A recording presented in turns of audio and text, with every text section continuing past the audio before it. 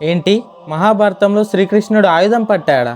మహాభారత యుద్ధం మొదలవక ముందే శ్రీకృష్ణుడు నేను పాండవుల వైపు ఉంటాను కానీ ఆయుధం పట్టను, యుద్ధం చెయ్యను అని ప్రతిజ్ఞ చేస్తాడు. కానీ ఒకానొక సమయంలో తన ప్రతిజ్ఞను మర్చిపోయి భీష్ముడిని చంపడానికి ఆయుధం పట్టాడు. అది యుద్ధం యొక్క 9వ రోజు. భీష్ముడు ప్రళయకాల రుద్రుడిలా విరుచుకు పడుతున్నాడు. అర్జునుడు తన తాత మీద బాణాలు వేయలేక శతమతం అవుతున్నాడు. ఇంకోవైపు భీష్ముడు పాండవుల సైన్యం మొత్తాన్ని చీల్చి చెండాడుతున్నాడు. అది గమనించిన కృష్ణుడు అర్జునుడికి తాతపై మమకారం చావలేదని, అర్జున ఇదేనా నీ గాంధీవ ప్రతాపం?